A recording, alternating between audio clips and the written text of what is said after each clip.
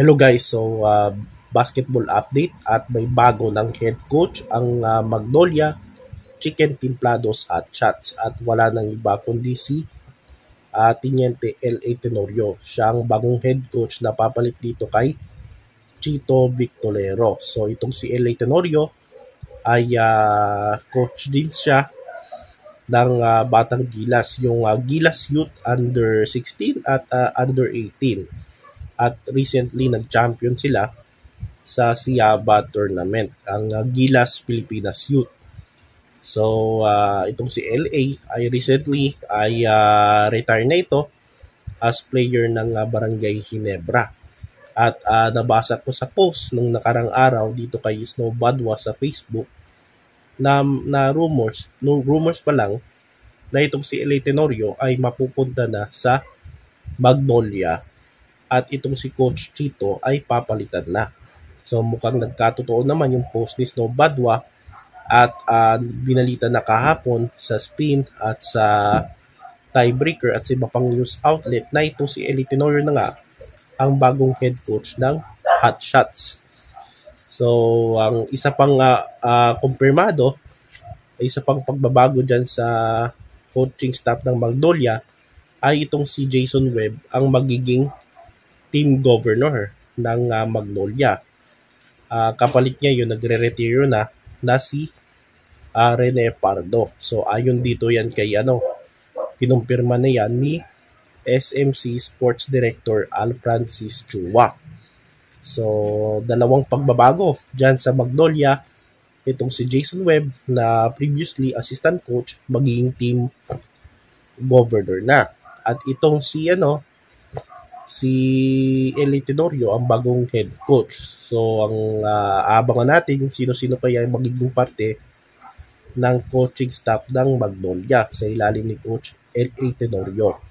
So ire-retain ba kaya yung mga previously na assistant coaches dyan sa Magnolia na katulad nila Johnny Abarientos, ni Juno Soler at iba pa. So ang ikalawa, anong aasahan natin dito kay L.A. Tenorio bilang head coach ng Hot Shots? At pangatlo, ano kayang sistema ang gagamitin ni L.A. Tenorio? Triangle offense ba? Or di kaya di na triangle, no? Kasi itong babalik kaya sa Magnolia yung sistema ng triangle offense. Kasi matandaan ninyo, itong si Coach Tincon ay nag-coach na yan sa franchise ng Magnolia. San Mig Coffee pa yung pangalan at nag-Grand Slam niya itong San Mig Coffee. So, kapag si L.A. Tenorio, yung magiging head coach ng Magnolia. So, gagamitin niya kaya yung natutunan niya kay Coach Tincon, lalo na yung triangle. So, yan yung abangan natin, guys. So, L.A. Tenorio, bagong head coach ng Magnolia. So, abangan natin ang development, no, dyan sa Magnolia Chicken Templados at Shot. So, itong si Chito Victorero ay sa 9 years na pagiging head coach ng Magnolia ay isang beses lang niya naipagkampiyon itong Hot Shots dyan sa PBA noong 2018 Governor's Cup.